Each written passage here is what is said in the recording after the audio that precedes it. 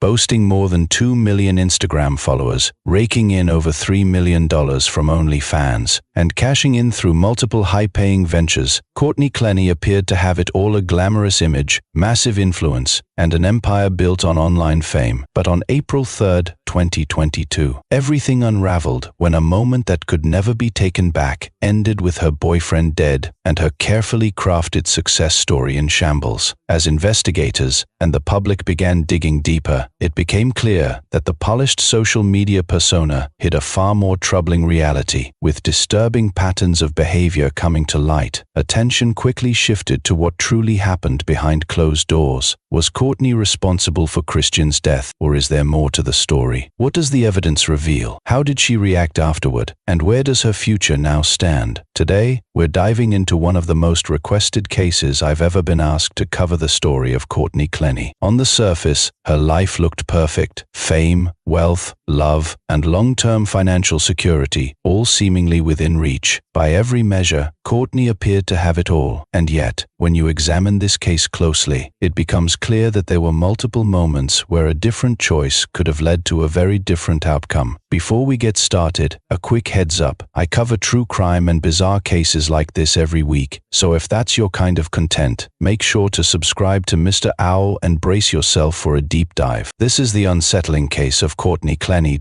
Today, we're heading back to the vast United States of America and zooming in even further straight to Miami. You can't travel much farther south or east on the mainland than this vibrant city, which sits along the southeastern edge of Florida's peninsula. Known as the Magic City, Miami is bathed in sunshine, with Florida earning its nickname, the Sunshine State, by enjoying over 3,000 hours of sunlight each year and an average temperature of around 71 degrees Fahrenheit or 22 degrees Celsius. It's easy to see why millions of visitors are drawn here annually. Miami is famous for its deep Cuban roots, humid tropical climate, crystal clear beaches, and world-class diving locations. The city also boasts iconic landmarks and major sports teams, including the Miami Heat, the striking Miami Tower, and the nearby natural wonder of Everglades National Park. While population growth has slowed in recent years, Miami is still home to just under 500,000 people, and it is here amid the glamour, heat, and constant motion that the lives of Courtney Clenney and Christian Obumseli would ultimately intersect. Courtney Clenney was born on April 21, 1996, to her parents Deborah and Kim. The family was based in Texas, where Courtney and her sister Morgan were raised in a financially comfortable household. With her father holding a finance degree and working as a financial advisor, money was never a major concern. According to those familiar with the family, the sisters grew up privileged, often receiving whatever they asked for. Sports and physical activity were a big part of family life, a passion that naturally carried over to Courtney and her sister from an early age. By the time Courtney reached high school, her schedule was packed with demanding activities. She participated in football, gymnastics, volleyball, diving, and horseback riding, showing both athletic ability and discipline. Beyond sports, she was equally drawn to performance arts, developing a strong interest in theater, drama, and dance. She began formal training in these areas around the age of 13, balancing physical intensity with creative expression. As she grew older, Courtney became increasingly focused on fitness and body conditioning. During her teenage years and into adulthood, she committed herself fully to exercise, eventually becoming a certified personal trainer. Her dedication paid off when she began competing in weightlifting and fitness competitions, earning multiple wins. Realizing that a traditional college path didn't align with her goals, she ultimately dropped out to pursue fitness and online opportunities full-time. It was during this transition that Courtney noticed something important: photos of her workouts and gym lifestyle were gaining significant traction online. Capitalizing on this attention, a series of chance encounters and media appearances helped push her further into the digital spotlight. She launched a YouTube channel under the name Courtney Taylor, where she discussed her rise on social media, explaining how how consistent posting, interviews, a move to Los Angeles, Playboy features, and collaborations with other models rapidly increased her visibility. Courtney's social media following exploded, particularly on Instagram, and when OnlyFans launched in 2016, she quickly recognized its potential. Confident, young, and in peak physical condition, she viewed the platform as another business opportunity rather than a risk. OnlyFans allowed creators to monetize exclusive content through paid subscriptions, and Courtney leaned into it fully. The results were staggering. She surpassed 1 million Instagram followers, secured brand sponsorships, landed interviews, and appeared in high-profile features, including at Chive HQ. Financially, her success was undeniable. While her exact earnings before OnlyFans remain unclear, she reportedly made over $3 million on the platform in less than 3 years. In 2020 alone, she earned more than $1 million,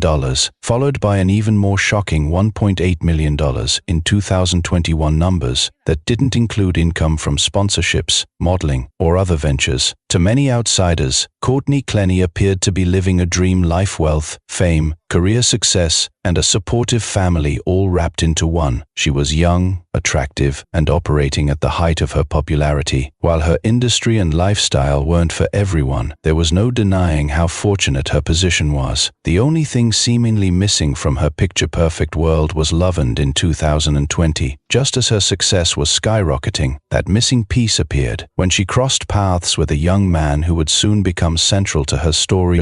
Toby Obsumseli, known to many as the effortlessly charming Christian Obumseli, and fondly called Toby, entered the world on April 12, 1994. His formative years unfolded in Dallas, Texas, where he attended Murphy Middle School and began shaping the traits that would later define him. Even then, he carried a quiet magnetism and ease with people that made him memorable long before he realized it himself. Athletics soon became his chosen language. Basketball courts and football fields felt like second homes, places where discipline and instinct fused naturally. By the time he advanced to Plano East Senior High School, his talent was no longer subtle. Coaches noticed, peers admired, and spectators remembered not only his skill but the generosity threaded through his play. His football coach would later describe him as relentlessly hardworking, endlessly supportive, and unfailingly kind, someone who lifted younger players with guidance rather than ego. Beyond the roar of the stands, Toby's character revealed itself in quieter moments. He was gentle by nature, generous with encouragement, and disarmingly sincere. His smile had a way of traveling ahead of him, softening rooms before words were spoken. People gravitated toward that warmth, sensing an authenticity that felt increasingly rare. Ambition, however, pulsed beneath the kindness. Toby was drawn to the mechanics of wealth, fascinated by how numbers could multiply when treated with patience and nerve. Cryptocurrency caught his attention early, followed closely by the stock market. What began as curiosity matured into competence. He possessed a knack for reading trends and tolerating risk, and by blending these ventures, he carved out a lifestyle marked by financial comfort and independence. Then came Courtney. Toby fell hard and quickly, as though recognition had struck him all at once. The connection seemed mutual, electric, and consuming. Within weeks, their bond intensified into a fervent romance. Friends recall those early days as light-filled laughter, shared plans, and the glow of two people seemingly aligned. Time, however, altered the rhythm. The relationship's tone shifted, losing its softness and gaining an edge that unsettled those watching from the outside. What once appeared joyful grew heavy. Those who had known Toby before Courtney began to notice the erosion of his spirit. The man who once brimmed with energy now moved through days burdened, distracted, and withdrawn. The change was not imagined. Courtney's presence became increasingly restrictive, her influence tightening in subtle but persistent ways. Control crept in where trust should have lived, and the vibrant young man who once radiated optimism found himself constrained. What had started as love gradually transformed into something far darker, leaving behind a silence that spoke louder than words ever could. The relationship began to fracture quietly, then all at once. Courtney would ignite over trivial matters, minor slights, imagined offenses until irritation hardened into fury. Slowly, almost methodically, she edged Toby away from his close circle of friends, isolating him without ever announcing that was her intention. Before anyone could grasp what was happening, arguments escalated into full-blown tirades, her voice echoing as she screamed at him without restraint. What started as emotional volatility soon crossed a more dangerous line. Physical aggression crept into their daily reality. At first, it appeared as sharp blows to his chest and shoulders, already an unacceptable breech, but that was only the beginning. Over time, the violence intensified, growing more frequent and more severe, leaving behind bruises that extended far beyond the skin. As Courtney's career grew increasingly profitable and demanding, Toby made a pivotal choice. He stepped into the role of her personal assistant, a decision that tethered his life entirely to hers. This meant constant travel, endless responsibilities, and an existence built around meeting her needs. There were moments of excitement, even enjoyment, but they were overshadowed by a harsh truth. He was never away from her temper, never shielded from her erratic behavior or physical abuse. Courtney's struggles extended beyond their private life. She developed a habitual presence in Austin's downtown bars and nightclubs, where alcohol became a nightly companion. As her drinking intensified, so did her dependence on it. While intoxication may explain the volatility of her outbursts, it does not absolve them. Her inability to manage alcohol was no secret, nor was it without consequence. That recklessness was formally documented. Courtney accumulated 2 DUI charges, stark evidence of her impaired judgment and lack of control. By July 2021, law enforcement had already intervened more than once, underscoring that her behavior was not merely destructive behind closed doors, it was spiraling publicly, with consequences that could no longer be ignored. What's going on today?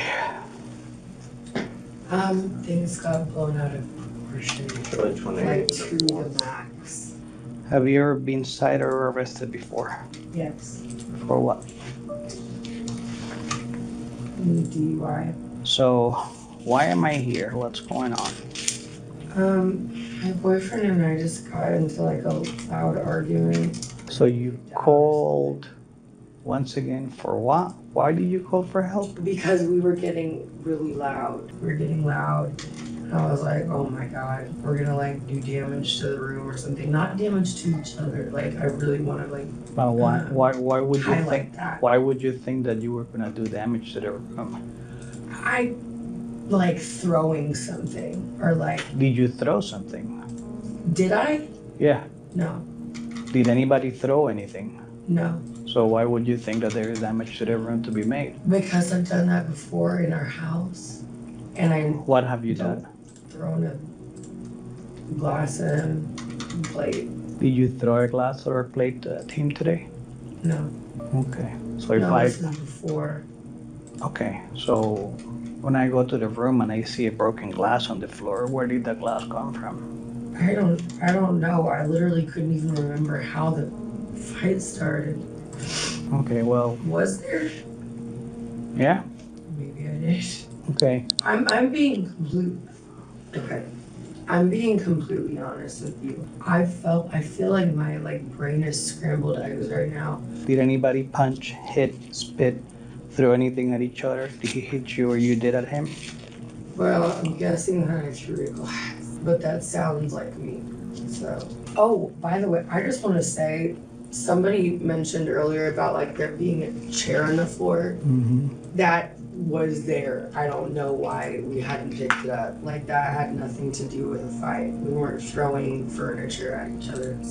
After her subsequent arrest, Courtney was detained overnight for roughly 12 hours. Despite the seriousness of the incident and despite the very real risk of injury, Toby refused to pursue charges. Instead, he pleaded with officers to let her go, his concern for her outweighing his own safety. Even then, loyalty eclipsed self-preservation. During police questioning, Courtney shifted her narrative. She claimed she had been the one to call authorities, insisting her intention was merely to avoid further humiliation. The revision rang hollow. Still, Still, she did concede to a troubling pattern of behavior, admitting she had previously hurled glasses and plates at her boyfriend during heated confrontations. The acknowledgement, however, felt more like a footnote than accountability. Against all odds, the couple chose reconciliation over separation. For better or worse, they began mapping out a future beyond Texas, convinced that distance might dilute the toxicity they could no longer deny. A change of scenery, they hoped, would translate into a change of fate. Toby dreamed of London. He was captivated by its pulse, its history, its promise of reinvention. In his mind, the city represented elegance, opportunity, and a clean slate. Courtney, however, envisioned something different entirely. Her heart was set on Miami, sun-drenched, indulgent, and familiar in its excess. As had so often been the case, the final decision bent toward her wishes. In the end, she prevailed. To be fair, the idea of relocating to the so-called Magic City appealed to both of them. Miami promised sun-soaked beaches, relentless nightlife, and a climate that never seemed to tire, an intoxicating blend for young adults with disposable income and an appetite for indulgence. So, in January 2022, they packed up their lives and traveled roughly 100 miles from Austin to Miami, chasing reinvention through relocation. By that point, Courtney's income had ballooned, and her housing choice made that unmistakably clear. They moved into Unit 2201 at 3131 Northeast 7th Avenue in the Beverly Terrace complex, less than a mile from downtown. The apartment itself was staggering: 3 expansive bedrooms, 3 immaculate bathrooms, and sweeping, postcard-worthy views of Biscayne Bay. Luxury saturated every corner. This was not modest living, it was excess refined. Naturally, the cost matched the spectacle. The rent was astronomical, $10,000 a month, by confirmed accounts. Courtney made a habit of boasting about covering the expense entirely on her own. Those boasts often carried an edge. She would remind Toby who paid the bills, occasionally escalating to cruel threats, warning she could throw him out onto the streets if he stepped out of line. After the move, her behavior didn't mellow, it intensified. Miami seemed to amplify the worst parts of her temperament. She quickly became a familiar presence in the city's bars and clubs, immersing herself once again in late nights and heavy drinking. Any remaining restraint dissolved. Her demeanor hardened, her volatility sharpened, and subtlety disappeared entirely. This wasn't speculation, it was self-admitted. Appearing on the We in Miami podcast, Courtney openly described herself as toxic. She stated she despised being told what to do, loathed feeling controlled, and made it clear without hesitation that she only dated wealthy black men. The candor was striking, not for its honesty, but for its lack of remorse. Miami hadn't given her a fresh start. It had simply given her a louder stage.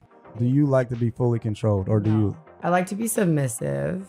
Yeah, in the bedroom. Yes. But like in my life, I don't like anybody to tell me what to do. Yeah, so you only want them to tell you what to do in the bedroom. Other than that, you don't want them to tell you anything. Right. That's exactly it. Yes. So that sounds like you're a control freak with your relationships. Be careful with this one. She's gonna boss you around like exactly. Sweet toxicity. Tell me. So you only date rich black guys. So like, have you ever dated like any politicians, or only like rappers or athletes, or what kind of rich black guys? You know, dabble here, dabble there, a little bit. How much do you make them off? A lot. Yeah, we make good money.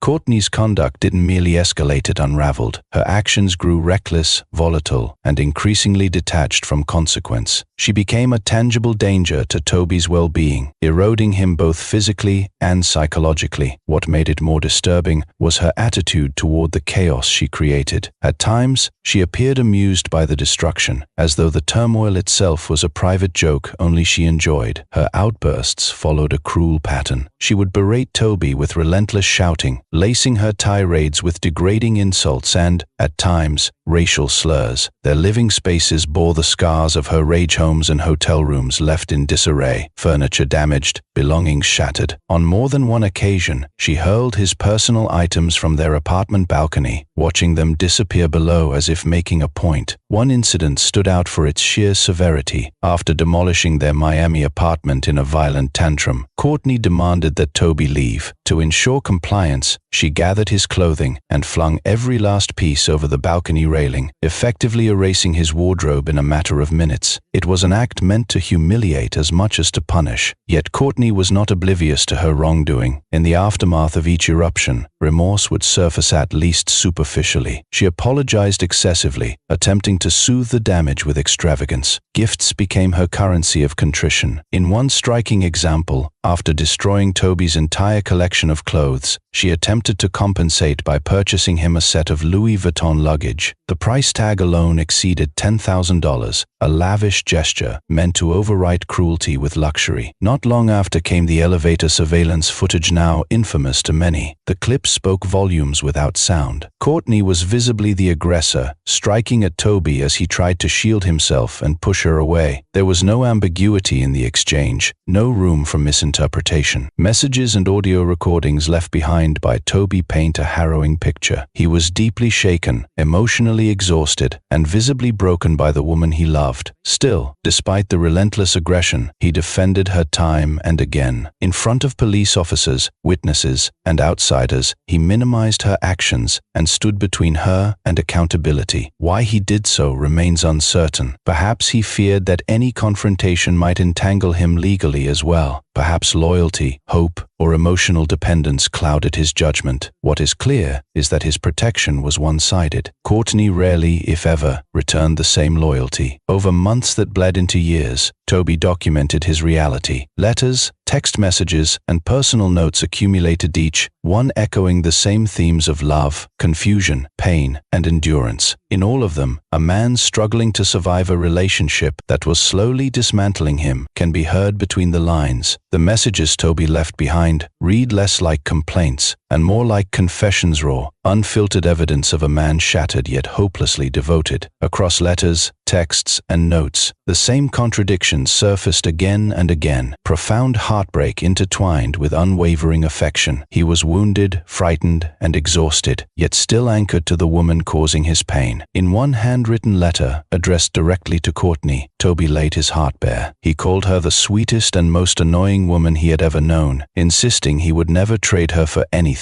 He wrote of wanting to be everything to her at once: her boyfriend, her best friend, her lifelong partner, the man she could trust with her life. He spoke of dreams and faith, of believing dreams could come true if she stood beside him. To him, Courtney was not chaos, she was the solution, the person he wanted to share every moment with, no matter the cost. He recalled a quiet memory from Austin, walking a trail together, reciting a poem that reminded him of her, breaking down in tears as love overwhelmed him. That moment, he wrote, was why he asked her to walk with him at sunset in November 2021. It was tenderness preserved on paper, a reminder of what he believed they once were, or could still become. But reality was far crueler than memory. One of Courtney's most severe explosions ended with her stabbing Toby in the leg. Though there were brief signs of remorse the following day, compassion evaporated almost as quickly as it appeared. The violence left physical damage, but the emotional toll cut deeper. In a recovered text message, Toby reflected on the aftermath with heartbreaking clarity. He wrote about waking up the morning after being stabbed, his leg throbbing with penand, yet still choosing happiness. He described giving her a good day, taking her to Las Vegas, helping her work, drinking with her, using drugs with her, all while enduring intense pain from the wound she had inflicted. He emphasized that he never made her feel guilty for stabbing him. He swallowed the pain, convinced himself tomorrow would be better, and carried on. Another message, sent in March 2022, revealed growing fear beneath the loyalty. "Is love going to kill me?" he asked. He wondered what might happen next. What if the knife had hit his lip instead of his leg, or his cheek, or his eye? The questions lingered, unanswered, and terrifying. He described February as the worst month of his life. He had been cheated on. He had been called slurs again. He had been slapped in areas where stitches had reopened, wounds struggling to heal. He had been kicked out. The message wasn't written for sympathy, it read like preparation. He explained he was simply trying to unload what he carried before therapy, to make sense of the pain piling up inside him. Together, these words reveal a man trapped in devotion, normalizing brutality in the name of love. Toby's messages do not excuse what was done to him, they expose it. Line by line, they document a heartbreaking truth. He was being destroyed by someone he still believed was his forever. The conflict never truly settled, it merely reset itself. Over the span of 2 years, Courtney ended and rekindled the relationship multiple times, each reconciliation more fragile than the last. By March 2022, however, the tension reached an unmistakable breaking point. Despite having lived in the Miami apartment for barely 2 months, law enforcement had already been called there twice, with another dozen calls logged in the preceding months alone. The pattern was no longer incidental, it was entrenched. In the weeks leading up to the rupture, Courtney's tone hardened into something openly threatening. Arguments routinely ended with ultimatums, most often her warning that she would throw Toby out of the apartment. Legally, she had no immediate authority to do so. He had been living there full-time for months, which afforded him certain tenant protections. Still, legality did little to deter her. She tried anyway, repeatedly. During the final week of March, her tactics escalated. Courtney invited her mother to stay with her for a week, a move that appeared calculated and added pressure point in her effort to force Toby out. Around this same time, she formally ended the relationship. What followed was a quiet humiliation. For 6 days, Toby slept on a small couch positioned in the apartment's foyer, a cramped corridor connecting the private elevator to the rest of the residence. According to the floor plan, it was never meant to be a living space, just a narrow passageway. Courtney would later refer to it dismissively as the elevator room. On April 1, 2022, Courtney's mother left and returned to her own home, leaving the former couple alone to confront whatever came next. The hope, perhaps, was that distance had cooled tempers. It had not. By the very next day, police were called back to the apartment once again. That evening, April 2nd, the building's concierge contacted authorities after witnessing a heated confrontation between Courtney and Toby. What followed was revealing. Initially, Courtney pleaded with the concierge not to involve the police in appeal that was captured on an officer's body camera. Yet the moment officers arrived in the lobby, her stance shifted abruptly, her tone changed, her urgency recalibrated. Suddenly, it appeared she wanted law enforcement there after all. Her responses to the officers' questions were particularly telling. Throughout the exchange, Courtney seemed focused on a singular objective: securing a restraining order against Toby. More precisely, she appeared determined to obtain one before he had the chance to pursue the same. The conversation was less about resolving the immediate dispute and more about positioning about who would be seen as the victim first. In that moment, the conflict crossed a quiet but critical threshold. What had once been a volatile relationship was now becoming a legal chess match, and both parties knew the stakes had changed.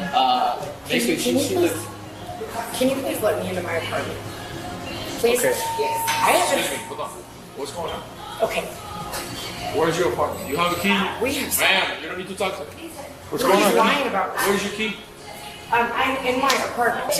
You didn't call. I didn't. Nobody. I called. You called. What? Okay. What's going on? Okay, hold on, ma'am. Let him talk. Okay. Ma'am, hold on. Okay. Go ahead. The front desk personnel, this young lady, I was actually, with the other guy. She informed us that Miss Courtney, her boyfriend, was trying to get into the elevator with her, but she had her hands out like this. Okay. And she had her hands out like this, and she was like, "Oh no, don't come inside the elevator." Okay. So we asked her. I said, "Do you want him to leave the property?" She said no. She don't want him to. I did not say that. I said yes. Hold on. No, but I said Hold on. yes. He's talking. Then you talk. Let him speak. Let him speak. You get your turn. Turn. You get your turn. Guys, We were quiet when you were speaking. Why not? I say, "Are you certain for sure? Do you want him to leave?" "Oh no." And then I just said, enough is enough. Police need to be called. She said she don't want police to be called. Okay. Okay, but you Time told me I out. was Time out. Let me talk. Okay. I feel very like. What's your name? Courtney? Yes. Okay, Courtney. Why do you have something against me, man? Like I'm just trying to like. Are you gonna listen to me? We're listening. Go Did you ahead. say something wrong? Yes. Courtney, what's going on? What do you need? Okay, can you What? Yeah, go ahead. my boyfriend. He and my okay, he hasn't been any like speaking okay. I don't care. I'll hold it down. This guy's like I'm shelter. when I was upstairs and they showed up on my door, said I showed him. I said, show me the fucking video. Like, I really got angry because that did not happen. All I did was take my dogs now. All right, so what do you want to say? I want a restraining order against Christian Obumseli. We don't issue those. Because, no, I'm serious. Court. Can I do that? You have to go to court. You have to go to downtown. How can I make myself first? Who's on the phone with you? Just my dad. Okay. Well, let me Which I think is reasonable. let me explain to you something with your dad on the phone, so you could hear me. You asked me, how can I get a restraining order against him? I answer you, we don't issue those. That's through court. You asked me, I need to get one before him. I told you, the only way is for you to get to court. Then you asked me, is he on the way already? And I asked you, I didn't even know how he looks like. You understand? It's your questions that are making much of an. I am. Listen to me, answer my questions, please. Does he have property in the room, in the apartment with you? A lot of property, you said. He's been with you here for about 2 months, right? Has he on and off, or is he staying with you? For 2 months every day. Staying with you for 2 months here with you? Okay. Except for last week, he wasn't. Okay. Let me let you know something. He lives here. That person lives in that apartment with you. Okay. We cannot trespass anybody that lives in this place. So we can by law we cannot do this. And that's I do understand that, and that is why I said, can I get a restraining order and get there first? Listen, my answer was, I already answered that. You got it. Just go to the court. Just stop. They're stalking me. Courtney and Christian's corrosive bond had finally spilled beyond the walls of their apartment, laid bare before authorities, building staff, and the surrounding neighbors alike. The spectacle left little room for ambiguity. Whatever history or justification existed between them, the union itself had curdled past repair. Toby's personal view on the incident remained conspicuously absent from the record, an unanswered question hovering at the edges of the narrative. Yet within a single day, Courtney herself disclosed an unsettling reversal despite the volatility of the altercation. She and Christian reconciled mere hours later, as if gravity itself were pulling them back together. Whether this reunion ever stood a chance of endurance would remain an open-ended mystery, because fate or folly intervened almost immediately. The following day, law enforcement returned to the same apartment, summoned once more, but this time the chain of events crossed a fatal threshold. Courtney's choices that day did not merely escalate the conflict, they sealed consequences that could not be undone, closing the door on any possibility of retreat. Operator, what is the address of your emergency? Okay, ma'am, please. 3101. It's 130, so 130. Ma'am, listen to me. You need to stop screaming on the line and give me the address. I can't feel my arm. 3101. I can't feel my arm. Ma'am. So my boyfriend is dying of a stab. Ma'am, what is the address? What's that? What's the address? 3131. 3131 Northeast 7th Ave. Please, God, please. Come see my voice. What is the phone number that you're... Is this a house, apartment, or a business? Baby, I'm so sorry, baby. Ma'am, can you hear me? Officers were dispatched to 3131 Northeast 7th Avenue, and the moment they stepped inside, they were confronted with a scene that defied comprehension. Christian Obumseli lay gravely wounded, a deep stab injury carved into his chest, blood pouring from him in alarming volume. During the frantic 911 call, terror seeped through Christian's voice as he told Courtney he could no longer feel his arm and believed death was closing in. When authorities arrived, they found him cradled in Courtney's arms, barely clinging to consciousness. A sweep of the apartment revealed chilling evidence. Thick, darkened pools of congealed blood scattered across the floor, signaling that he had been hemorrhaging for a prolonged stretch before help arrived. Traces of blood marked nearly every corner of the home, the kitchen island, the master bedroom, the bathroom, even the rear of the living area, each stain narrating the passage of violence. You have the right to remain silent. Anything you say can and will be used against you in the court of law. You have the right to have a lawyer with you during questioning. You can decide at any time to exercise these rights and not answer any questions or make any statements. Do you understand each of these rights I've explained to you? Yes. Yeah. So I got a chance to talk to Christian today. To who? Christian. Who's Christian? Oh, the victim. They haven't told me anything yet. If I'm the victim, he's definitely the victim. What'd you say? this is. Like, I was sitting there in a freaking puddle of my boyfriend's blood, begging him to, like, please not, like, fucking give up on me. Like, man, like, this shit is fucking serious. So, I don't think I'm necessarily in trouble, but, like, I just would like to... We just want to hear your side of the story and what occurred, so we can piece this together and come to an understanding. No? Yeah, fortunately we weren't there, you know.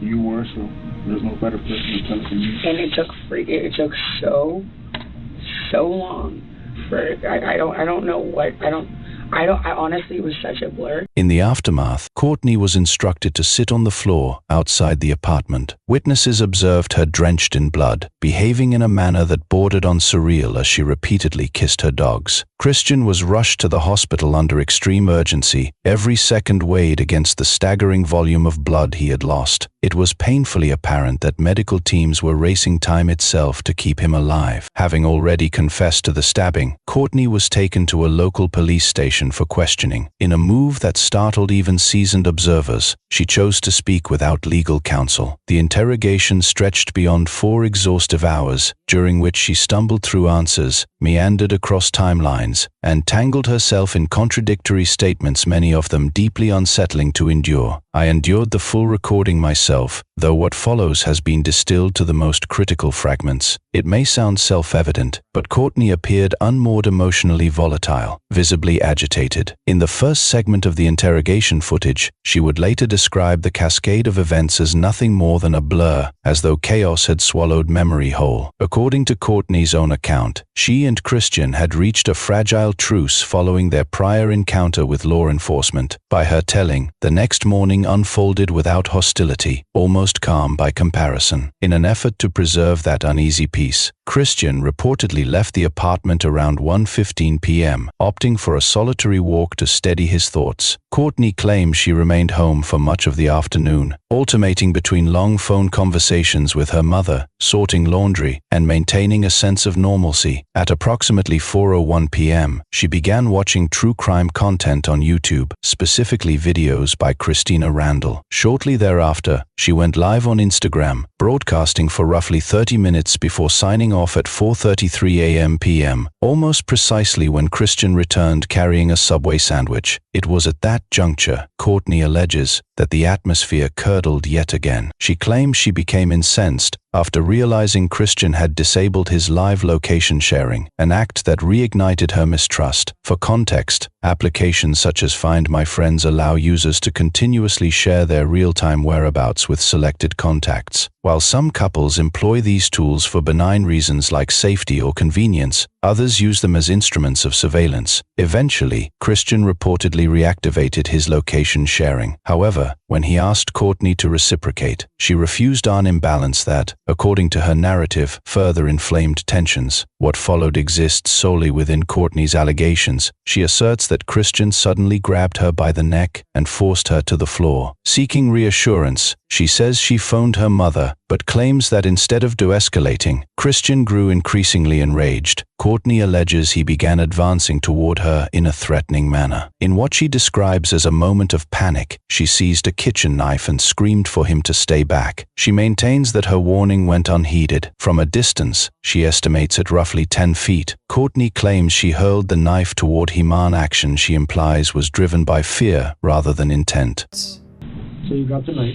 Because I grabbed a knife. I grabbed a knife and I said, like, pretty much just like, don't get any close to me. And then, killing me, said something, killing me. And then I just like threw it. And I really How exactly did you throw it? Did you just throw like that? How many times? No, how exactly did you throw it? Like, you threw it like this? Or kind of like, you flung it at him? Overhead, or how did that? Oh, I just flung it. You just flung it over your head, or from like this? Okay. So from like beside your head. Holding it, yeah. So not like, okay, like I'm holding it like this. This is not the knife, the blade to it? Right, the blade. I'm not. I for dang sure did not stab him.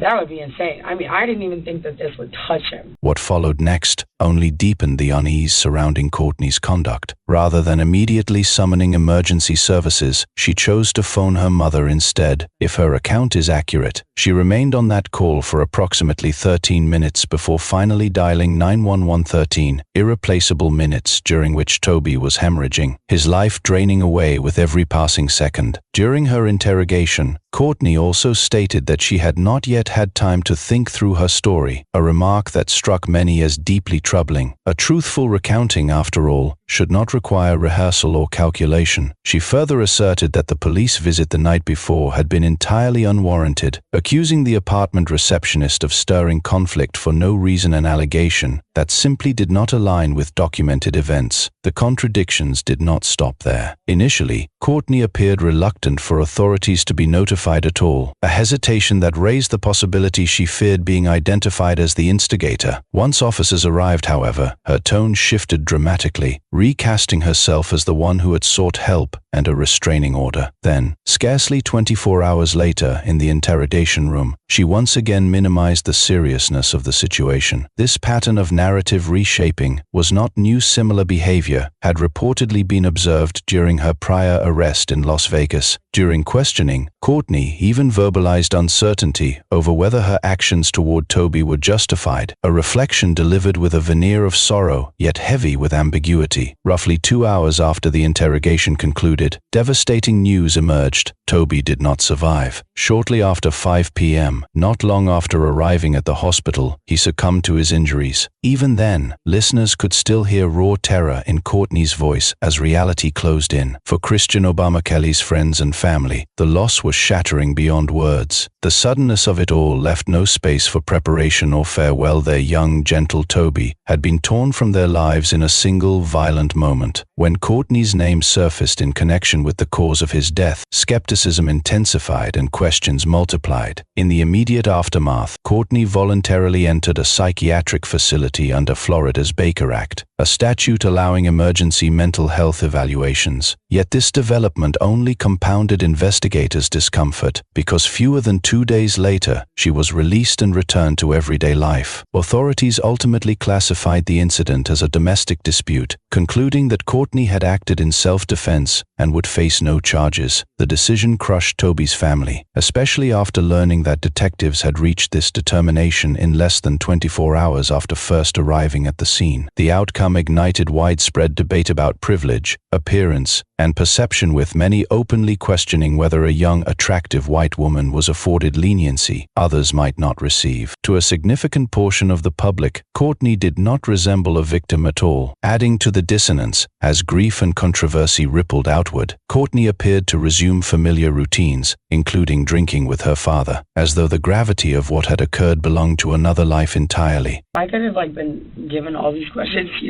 I could be like, maybe let me think about it. Or when I'm trying to remember a whole situation of where I was very upset about something, which I've learned this in therapy and whatever, it's write down all the details so you don't forget.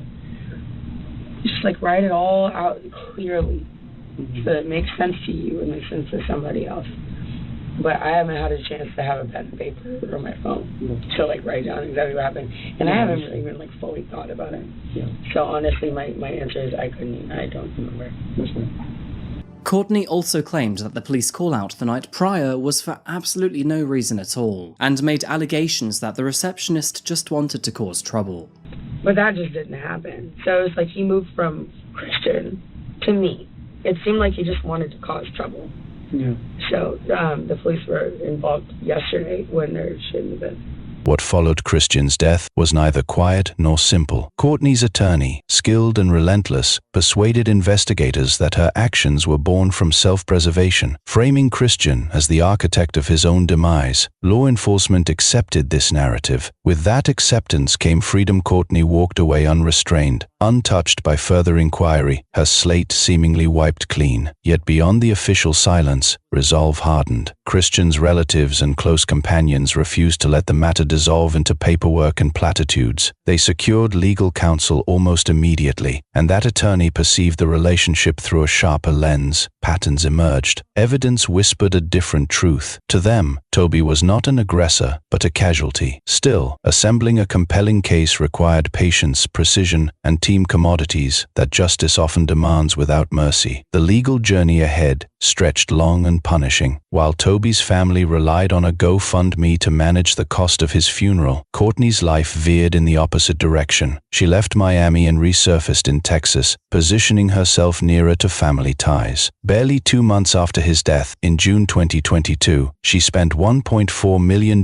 on a lavish home nestled close to her parents. The residence itself spoke volumes. A 3,000-square-foot hillside estate in Lake Point, boasting 4 bedrooms, 4 bathrooms, a hot tub, and 3 expansive decks designed for indulgence and display. As if that were not enough, she transferred an additional $1.2 million into her father's bank account, citing further safeguarding, a phrase that landed with the weight of irony. Label the incident murder or cloak it as self-defense, the aftermath carved deep grooves into Courtney's behavior. Drinking had long been a companion, but after Christian's death it became an obsession. The spiral was swift. Her excesses eventually led to admission into a rehabilitation facility in Hawaii, where she remained for weeks addressing substance abuse and PTSD. While she drifted between luxury purchases, intoxicated nights, and moments of collapse, pressure accumulated elsewhere, quietly, patiently, like thunder gathering beyond the horizon. That pressure finally broke on August 10, 2022, when Courtney was arrested and charged with second-degree homicide. The prosecution has been unequivocal in its position. The delay in Courtney's arrest was not hesitation, but strategy. They understood they would be granted only one opportunity to persuade the authorities, a single strike with no margin for error. As a result, investigators moved deliberately, assembling a case brick by brick until every fragment aligned. When the moment finally arrived, the evidence was no longer thin, it was overwhelming. As this case now unfolds, the state attorney's office is armed with an extensive cache of potentially damning material. Among the most striking is elevator surveillance footage, allegedly showing Courtney physically assaulting Toby. Alongside this are voice recordings, handwritten letters, and digital communications he left behind. More than 12,000 text messages exchanged between the two have also been recovered, painting an unfiltered portrait of their volatile dynamic. Further scrutiny revealed a prior charge of domestic battery against Toby in Las Vegas in July 2021, a detail that had once faded into obscurity but has since resurfaced with renewed significance. Additional historical reports describing Courtney's aggressive behavior have also come to light, suggesting a pattern rather than an anomaly. According to multiple accounts, she had allegedly attempted to stab a partner before Christian and was implicated in a brutal assault on Sean Roden, a prominent bodybuilder, in February 2017. That particular incident remained buried for years. Sean reportedly chose silence, not out of mercy, but self-preservation. He had been involved in an affair with Courtney at the time and feared exposure. The truth, however, has a habit of resurfacing. Mutual friends shared by Courtney and Toby have since spoken openly, many asserting that Courtney was consistently the instigator, while Toby often assumed the role of mediator, diffusing rather than escalating conflict. Yet the most devastating revelation comes not from witnesses or messages, but from forensic science. The medical examiner's report directly challenges Courtney's version of events. According to the findings, Toby's fatal injury could not have been inflicted by a knife thrown from the distance she described. The wound, measuring approximately 8 centimeters, nearly 3 inches in depth, indicated an attack executed at extremely close range. In the examiner's assessment, proximity was not optional, it was unavoidable. I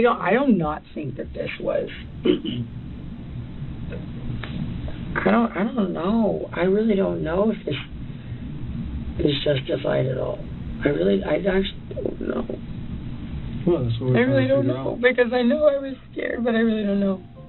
Even more troubling questions soon followed. Forensic analysis determined that Toby's wound bore the unmistakable characteristics of a deliberate stabbing, not a chaotic or accidental act. The blade was driven downward with purpose, penetrating his chest and severing the clavian artery. The precision of the strike left little room for ambiguity. In a cruel twist of fate, the fatal entry point sat mere inches above a tattoo, etched into his skin, Courtney's name permanently inked over his heart. Courtney, however, maintained a different narrative. She insisted the act was one of desperation, claiming she had acted in self-defense after Toby allegedly grabbed her by the neck and slammed her to the ground. Yet this account unraveled under scrutiny. During her interview with law enforcement, and in the period immediately following, officers documented no bruising, no redness, no marks of any kind on her neck or body, nothing to corroborate a violent struggle. This absence of physical evidence has only intensified skepticism surrounding her claims. Rather than dispelling doubt, each new revelation has deepened it. Courtney's case, instead of stabilizing, has continued to erode under the weight of contradictions, unanswered questions, and forensic realities that refuse to bend to her version of events. As months passed, the case grew increasingly visible, drawing sharper attention from media outlets and public commentators alike. Despite this rising scrutiny, authorities have remained restrained, offering little in the way of new disclosures. Their silence, however, has not prevented further details from surfacing, details that appear to emerge not from official briefings, but from Toby himself. Even in death, Toby seems to have left behind a record of the turmoil he endured. Several covert audio recordings have surfaced, capturing moments that peel back the facade of their relationship. In one particularly disturbing clip, Courtney can be heard erupting in anger after accusing him of speaking to another woman. The confrontation quickly devolves, her voice escalating into racially charged insults directed at him. These recordings have added a haunting dimension to the case. They do not merely suggest conflict, they expose a pattern of verbal aggression and control. With each playback, the narrative grows darker, reinforcing claims of abuse and casting an unflinching light on a relationship that, for far too long, unfolded behind closed doors.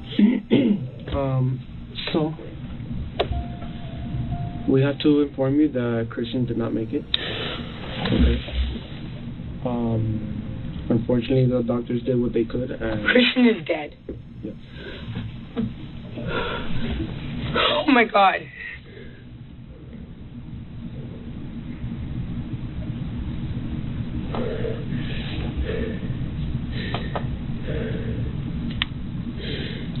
This is not real, right? Okay. No, there's no fucking way.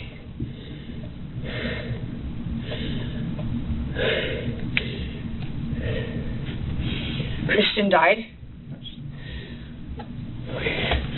Can I please have a hug? Am I allowed to do that in here? Sure. Oh, yeah. Okay.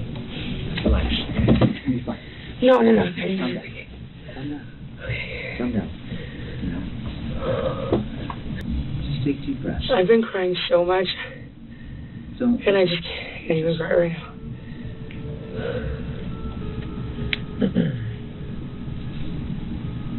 Just take deep breaths. It's a shock. Another recording offers an equally unsettling glimpse into their volatile dynamic. In it, Toby documents a heated argument unfolding inside a hotel lobby, a space public enough to invite witnesses yet private enough to mask the truth. The tension escalates until Toby calmly states that she had struck him. At that precise moment, the atmosphere shifts. Courtney's tone drops abruptly. Her voice, once sharp and unrestrained, becomes hushed and urgent. She tells him to be quiet, almost pleading, almost commanding, as though suddenly aware of the walls around them and the ears that might be listening. The change is striking, suggesting not remorse, but calculation. The recording captures more than words, it preserves intent. It hints at an instinct to control the narrative, to silence exposure, and to keep the reality of their conflict buried beneath a veneer of normalcy. In those lowered syllables, many hear not fear, but an effort to contain the truth before it could travel any further. Yeah, and they're seeking justice. Sir? Yeah, what? Let's all videotape her. Right now, you should go. Yeah, you should go. Because you just killed her boyfriend. Yeah, you did. Yeah, and yeah. He's right to. Yeah, okay, cool.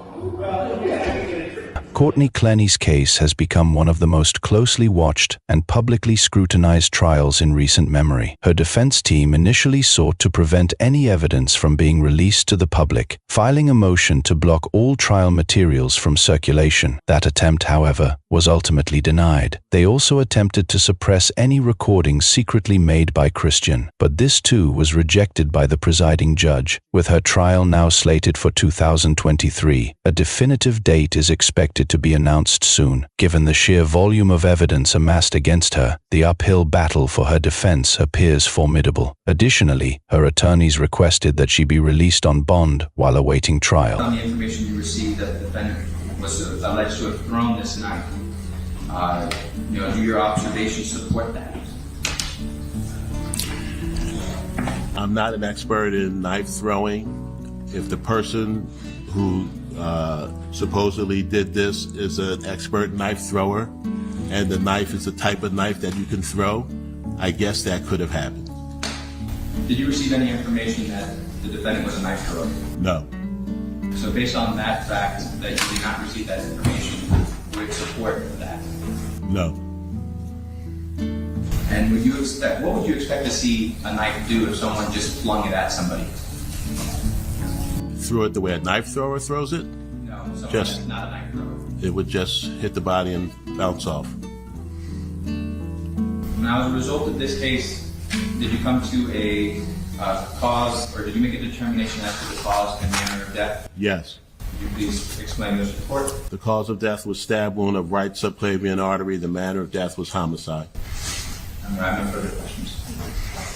The court, noting the substantial probability that she committed the alleged offense and considering her considerable financial resources, determined that she posed a significant flight risk. Consequently, she remains in detention until the trial commences. Under Florida law, a conviction for second-degree murder carries a life sentence with a minimum of 16 years and 9 months incarceration. The situation has further intensified due to Courtney's father, who has emerged as one of her most prominent defenders.